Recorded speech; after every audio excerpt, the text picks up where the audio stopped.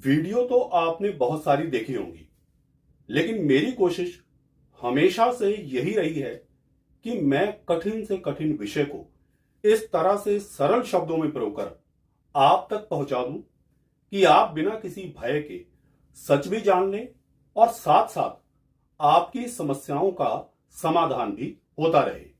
Video की शुरुआत में ही मैं एक बात क्लियर कर देना चाहता हूं कि भले ही फोर्थ हाउस में शनि देव की एंट्री के हिसाब से ढैया तो धनु राशि वालों को शुरू हो रही है, लेकिन धनु लगन वाले भी शनि देव के प्रभाव से अछूते नहीं रहेंगे। चंद्र राशि से फोर्थ हाउस में या लगन राशि से फोर्थ हाउस में ट्रांजिट करते हुए शनि देव के प्रभाव में कोई ज्यादा अंतर देखने को नहीं मिलेगा। लगन शरीर है तो चंद्र राशि मन है और दोनों ही एक दूसरे के पूरक हैं। जहां एक और मन की अच्छी बुरी स्थिति शरीर को प्रभावित करती है, तो वहीं दूसरी ओर शरीर की अच्छी बुरी अवस्था मन को प्रभावित करती रहती है। मन और शरीर दोनों के कॉम्बिनेशन से ही जिंदगी चलती है। इसलिए शनि के ट्रांजिट को या अन्य ग्रहों के ट्रांजिट को चंद्र राशि और लगन राशि दोनों से ही देखा जाना चाहिए, तभी सटीक फलादेश मिलते हैं। बस एक प्रमुख अंतर रहेगा कि फोर्थ हाउस पे शनि देव का यह ट्रांजिट धनु राशि वालों को मेंटल स्ट्रेस यानी मानसिक तनाव को ज्यादा देगा और धनु लगन वालों को आलस्य ज्यादा देगा। इस वीडियो में मैं बार बार शनि ढैया जैसे परंपरागत डरावने लफ्ज की जगह साधारण शब्दों में शनि देव का फोर्थ हाउस में ट्रांजिट इस वर्ड का प्रयोग करूंगा। जिनकी चंद्र राशि धनु है वो इसे शनि ढैया समझ ले और जिनकी लगन राशि धनु है वो इसे शनि देव का फोर्थ हाउस में ट्रांजिट समझ ले। बात एक ही है। एक और बात, जो लोग पूरे फैक्ट्स विद लॉजिक जानकर अपने 2.5 वर्षों को अच्छी तरह से मैनेज करना चाहते हैं, वो कृपया पूरी वीडियो ध्यान से देखें, अन्यथा इस वीडियो के अंतिम 7 मिनटों में आपको डेट वाइज फलादेश मिल जाएगा। आप सिर्फ वो देखकर भी काम चला सकते हैं, मर्जी आपकी है, जैसा भी आपको ठीक लगे। नमस्कार, मैं हूं आचार्य प्रकाश दत्त और आप देख रहे ज्योतिष ज्ञान शास्त्र। उम्मीद करता हूं कि महादेव की कृपा से आप सकुशल होंगे।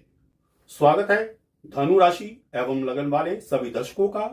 शनि ढैया में फ्लॉप होने के कारण और निवारण बढ़ते हैं इस साल के सत्य की ओर, जो 29 मार्च के बाद आपके जीवन में घटित होने वाला है। आपने अक्सर ये लफ्ज कुछ डरावने अंदाज में सुने होंगे कि शनि की ढैया आ गई, शनि देव एक क्रूर प्लेनेट है, बहुत कष्ट झेलने पड़ेंगे, वगैरह वगैरह। इस तरह के लफ्जों ने एक ऐसा डरावना सा माहौल बना रखा है कि व्यक्ति शनि देव के फोर्थ हाउस में ट्रांजिट के दौरान जो बेनिफिट्स मिलते हैं उनको तो लगभग भूल ही जाता है। उल्टा मानसिक तौर पर इतना भयभीत हो जाता है कि नुकसान की तरफ केंद्रित होकर पूरे का पूरा 2.5 वर्ष जो है चिंता में बिता देता है।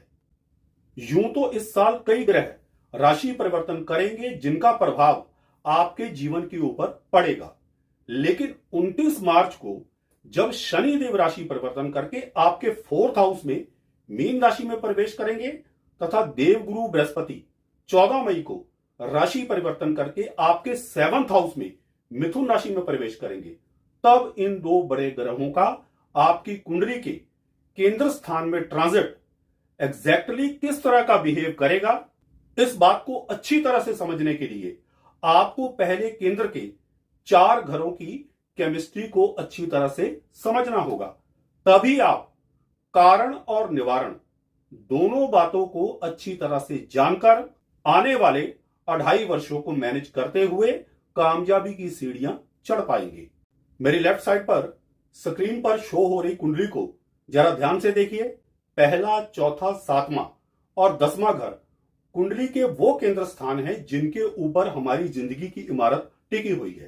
पहला घर यानी फर्स्ट हाउस, जिंदगी की वो सुबह जब हम कर्मों की पगडंडी पर चलने की शुरुआत करते हैं। 10वां घर यानी 10th हाउस, जिंदगी की वो शिखर दोपहर जहां व्यक्ति को पूरी गति से पूरे वेग से आगे बढ़ना ही पड़ता है। कर्मों की तपिश यानी बोझ ऐसा होता है कि व्यक्ति चाहकर भी रुक नहीं सकता, वरना जिंदगी की दौड़ में पिछड़ जाएगा। सातवां घर यानी 7th हाउस, जिंदगी की वो संध्या यानी शाम जहां हम कर्मों से विश्राम लेते हुए अपने मित्रों, परिवार या सगे संबंधियों के साथ समय बिता लेते हैं। और चौथा घर यानी 4th हाउस, मध्य रात्रि का वो भाव जिसमें हम गहन निद्रा में चले जाते हैं, जहां ना खुद का बोध होता है, ना कर्मों का और ना ही रिश्ते नातों का, और यह सिलसिला जीवन की अंतिम सांस तक यूं ही चलता रहता है। अब आपकी कुंडली का 4th हाउस यानी मध्य रात्रि का वो भाव जिसमें शनि देव जैसे जिम्मेदार तथा कर्मों के कारक ग्रह 29 मार्च को एंट्री मार लेंगे, तो आप सहज ही अंदाजा लगा सकते हैं कि जिम्मेदारियों का एहसास रातों की नींद में भी आपका पीछा नहीं छोड़ने वाला। यह सिलसिला पूरे 2.5 वर्षों तक यानी लगभग 30 महीनों तक यूं ही चलता रहेगा। नदी की धारा के साथ तो हर कोई आसानी से तैर सकता है, लेकिन शनि देव इन 2.5 वर्षों में आपको नदी की धारा के विपरीत तैरना सिखाएंगे और बहुत सारे ऐसे सकारात्मक परिवर्तन आपके जीवन में लेकर आएंगे जिनका फायदा आपको लंबे समय तक मिलता रहेगा। 4th हाउस में ट्रांजिट करते हुए शनि देव आपके अंदर रिस्पॉन्सिबिलिटीज की फीलिंग्स को बढ़ाएंगे। आप अपनी जिम्मेदारियों को बेहतर ढंग से निभाने की कोशिश करेंगे, वो चाहे परिवार के प्रति हो या फिर कामकाज के प्रति हो। जैसा कि मैंने बताया कि 4th हाउस मध्य रात्रि यानी गहन निद्रा का भाव है, जहां व्यक्ति रिश्ते, नाते, धन दौलत, जिम्मेदारियां इन सबको भूलकर निद्रा की आगोश में चला जाता है। परंतु इन 2.5 वर्षों में शनिदेव आपको कुछ भी भूलने नहीं देंगे। मन का सुख चैन तो भूल जाइए, आपका सबकॉन्शियस माइंड भी सोते समय समस्याओं का हल ढूंढने में लगा रहेगा। देखा जाए तो यह समय थोड़ा सा तकलीफ देने वाला तो रहेगा, लेकिन इसका दूसरा सकारात्मक पहलू यह भी है कि ये 2.5 वर्षों का समय आपकी कई तरह की समस्याओं का समाधान भी करता जाएगा। शनि देव की सप्तम दृष्टि 10th हाउस पर रहेगी। कॉन्सिक्वेंटली आपके अंदर इन 2.5 वर्षों में सेल्फ रिलायंस यानी आत्मनिर्भरता की आदत डेवलप होने लगेगी। जो लोग नौकरी छोड़कर स्वरोजगार करना चाहते हैं, वो बिल्कुल भी ना डरे, कामयाबी अवश्य मिलेगी। बस एक शर्त है, ईमानदारी और मेहनत से काम करते रहें। कर्म फलदाता शनिदेव का 10वें भाव पर सप्तम दृष्टि का प्रभाव आपको सफलता अवश्य दिलवाएगा। बाकी जो लोग पहले से अपना बिजनेस कर रहे हैं, उनके लिए तो शनिदेव वरदान सिद्ध होंगे। जैसा कि मैं पहले भी अपनी कई वीडियोस में बता चुका हूं कि मीन राशि में शनिदेव का ट्रांजिट काम को सफलतापूर्वक पूरा करवाता है। हाँ, ये बात अलग है कि सफलता धीरे धीरे मिलेगी, इसलिए आपको मानसिक तौर पर मजबूत होकर पेशेंस से काम लेना होगा। अब मजेदार बात देखिए कि जिस पेशेंस की आपको जरूरत है, वो भी आपको शनिदेव ही दिलवाएंगे, उनकी कृपा से ही मिलेगी। शनिदेव की 10वीं दृष्टि 1st हाउस पर रहेगी, जिससे आपके अंदर एक ठहराव सा आने लगेगा। बस इस दृष्टि का एक बड़ा सेटबैक है कि ये आपको मानसिक तौर पर ओवर थिंकिंग देकर रेस्टलेस कर सकती है और आपके अंदर आलस्य पैदा कर सकती है। इन दो चीजों से आपको बचना होगा। किसी भी हालात में अपने ऊपर ओवर थिंकिंग और आलस्य को हावी मत होने दें, अन्यथा मिलने वाले लाभ से वंचित रह जाएंगे। यह तो हो गई उन लोगों की बात जो ऑलरेडी खुद का कारोबार कर रहे हैं या फिर अपना नया कारोबार शुरू करना चाहते हैं। जहां तक नौकरी पेशा लोगों का संबंध है, तो उनके लिए हालात थोड़े से अनकंफर्टेबल रहेंगे, ज्यादा नहीं, थोड़े। शनिदेव की तीसरी दृष्टि 6th हाउस पर रहेगी, जो जॉब में परिवर्तन, तबादले या ऑफिस पॉलिटिक्स जैसी परेशानियां पैदा कर सकती है। 13 मई तक देवगुरु बृहस्पति भी आपके 6th हाउस में रहेंगे, इसलिए 29 मार्च से लेकर 13 मई तक नौकरी पेशा लोगों को काफी सावधानी बरतनी पड़ेगी। लेकिन फिर भी जो लोग नौकरी में करियर बनाना चाहते हैं, वो भी कामयाब हो जाएंगे, क्योंकि 4th हाउस में शनिदेव का ट्रांजिट आपको अनशेकेबल इनर स्ट्रेंथ देगा, यानी आपको एक ऐसी आंतरिक शक्ति भी मिलती रहेगी जो हर विपरीत परिस्थिति में आपको विश्वास के साथ बैड सिचुएशन में भी स्टेबल रखेगी, यानी अडिग रखेगी। आप बुरी से बुरी स्थिति का सामना कर पाएंगे। इतना ही नहीं, फोर्थ हाउस में ट्रांजिट करते हुए शनिदेव आपके अंदर एक ऐसी इमोशनल इंटेलिजेंस क्रिएट कर देंगे कि आप अपनी इमोशनल बाउंड्रीज को समझने लग जाएंगे, यानी कि इमोशनली आपको कहां तक आगे बढ़ना है और कहां रुकना है। इसका सबसे बड़ा फायदा यह होगा कि आप जल्दबाजी में भावनाओं में बहकर कोई भी फैसला नहीं लेंगे, वो चाहे जॉब छोड़ने का हो या जॉब बदलने का हो या खुद का कारोबार करने के संबंध में हो या फिर कोई अन्य फैसला। एक और बात, क्योंकि आपकी कुंडली के अनुसार शनिदेव पराक्रम भाव के भी स्वामी हैं, यानी थर्ड हाउस के भी लॉर्ड हैं, इसलिए आपकी चाणक्य जैसी कूटनीतियां शत्रुओं को परास्त करने में काम आएगी। शांत मन से बुद्धि का प्रयोग करेंगे तो ऑफिस पॉलिटिक्स का तो अंत होगा ही, लेकिन जिन लोगों का कोर्ट में कोई केस वगैरह चल रहा है उनको भी जीत हासिल होने के बहुत अच्छे चांसेस है। लेकिन फिर भी एक बात कहूंगा कि 13 मई तक संभल कर रहने की जरूरत है, उसके बाद समय अच्छा है। थर्ड हाउस के लॉर्ड होने के नाते फोर्थ हाउस में शनि देव की मौजूदगी आपको स्ट्रॉन्ग डिटर्मिनेशन देगी, जिसका नतीजा यह होगा कि आप जिस काम को भी करने की ठान लेंगे वो अवश्य पूरा होगा। आप चाहे धनु राशि वाले होने के नाते इसे शनि की ढैया कहें या फिर धनु लगन वाले होने के नाते इसे जस्ट शनि देव का फोर्थ हाउस में ट्रांजिट कहें, यह आपके लिए कामयाबी का रास्ता खोल देगा। मैं ये कदापि नहीं कह रहा हूं कि फोर्थ हाउस में शनि देव के ट्रांजिट के नेगेटिव प्रभाव नहीं होंगे। फोर्थ हाउस मन का होता है, इसलिए मेंटल प्रेशर बढ़ेगा। शनि देव की एंट्री पूर्वा भाद्रपद नक्षत्र के चौथे चरण में हो रही है। पूर्वा भाद्रपद नक्षत्र के ओवरऑल स्वामी देवगुरु बृहस्पति हैं, जो आपके लग्नेश या राशि के स्वामी हैं, तथा साथ साथ फोर्थ हाउस के भी लॉर्ड हैं, जो मन को रिप्रेजेंट करता है। ऊपर से एक बात और है, पूर्वा भाद्रपद नक्षत्र के चौथे चरण के स्वामी चंद्रमा है, जो खुद मन के कारक है। बस शुरुआती दौर में 29 मार्च से लेकर 27 अप्रैल तक का लगभग 1 महीने का समय थोड़ा सा संघर्षमय रहेगा, क्योंकि मन कभी भी जल्दी से नई आदतों को स्वीकार नहीं करता। इन शुरुआती दिनों में आपको खुद भी कोशिश करनी पड़ेगी कि आप शनि देव की self reliance, unshakeable inner strength, emotional intelligence as well as emotional boundaries, strong commitment and determination, responsibilities, patience जैसी क्वालिटीज के प्रभाव को बगैर किसी विरोध के अपनाते जाएं, यानी अपने आप को उसके अनुसार ढालते जाएं। शुरू शुरू में थोड़ा कठिन लगेगा, लेकिन बावजूद इसके इन कठिनाइयों के साथ साथ आपको कई बेनिफिट्स भी मिलेंगे। नहीं भूलना चाहिए कि शनि देव आपकी कुंडली के अकॉर्डिंग सेकंड हाउस के भी लॉर्ड हैं। कॉन्सिक्वेंटली यानी नतीजन फोर्थ हाउस में शनि देव का ट्रांजिट आपको धन का लाभ भी करवाएगा। धन आपके घर में चल कर आएगा, और वो भी बड़ा, क्योंकि शनि देव सदैव ही अपनी नेचर के अकॉर्डिंग बड़े घटनाक्रम करवाते हैं। हाँ, ये बात अलग है कि काम आपके कुछ स्लो डाउन होंगे, धीरे धीरे होंगे। इवन जो लोग कंस्ट्रक्शन का काम भी कर रहे हैं वो भी थोड़ा बहुत स्लो होगा इन दिनों में। एक बात और, इस पूरे वर्ष के दौरान आपको एक बात का ख्याल रखना होगा जो आपकी कामयाबी में बहुत ही ज्यादा सहायक सिद्ध होगी। वो बात यह है कि आपको अपनी थॉट्स को फ्लेक्सिबल रखना होगा और रिजिडिटी से बचना होगा, वरना आप कई सही निर्णय लेने से चूक जाएंगे। ये बात मैं इसलिए कह रहा हूं क्योंकि 14 मई से लेकर 17 अक्टूबर के बीच आपकी चंद्र राशि के स्वामी या लगन राशि के स्वामी देवगुरु बृहस्पति अतिचारी गति से ट्रांजिट करते हुए आपके 7th हाउस में रहेंगे। देवगुरु बृहस्पति की 7वीं दृष्टि फर्स्ट हाउस पर रहेगी और दूसरी तरफ से 4th हाउस से शनि देव की 10वीं दृष्टि भी फर्स्ट हाउस पर रहेगी।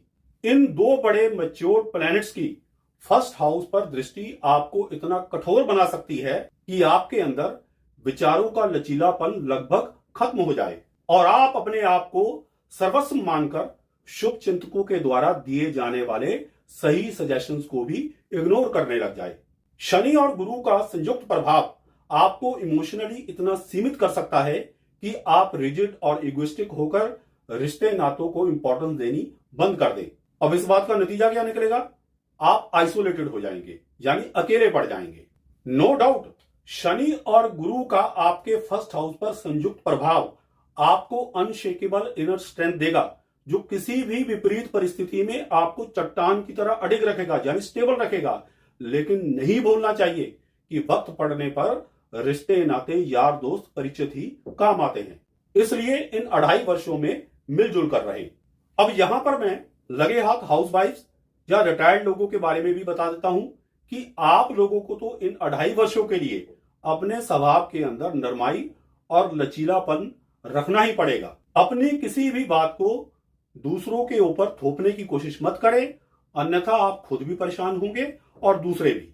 बाकी देवगुरु बृहस्पति की 5वीं दृष्टि 11th हाउस पर और 9वीं दृष्टि 3rd हाउस पर रहेगी।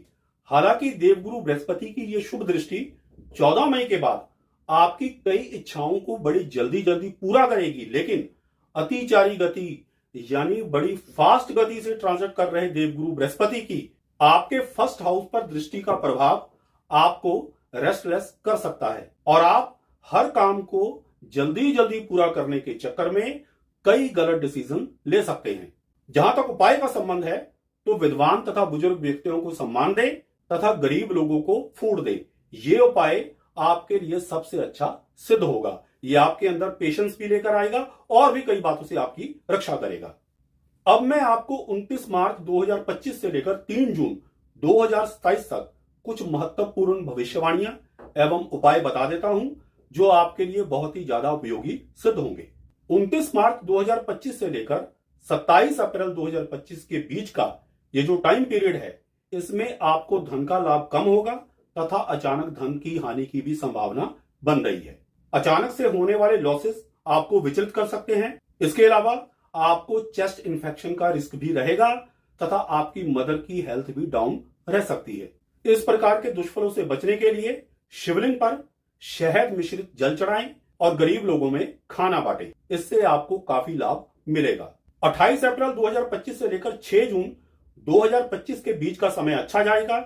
इसमें आपको धन संबंधी लाभ मिलता रहेगा, किस्मत भी आपका साथ देती रहेगी, वाहन प्रॉपर्टी खरीदने के योग बनेंगे, विदेश यात्रा भी हो सकती है और वो लोग जो लोग ऑलरेडी विदेश में रह रहे हैं उनकी होमलैंड की यात्रा हो सकती है। लेकिन सरकारी जॉब वालों को कुछ परेशानियों का सामना करना पड़ेगा। कोई भी ऐसा अनैतिक कार्य करने से बचे जिसके कारण आपकी जॉब पर आंच आए, यानी कि आपकी जॉब रिस्क में पड़े।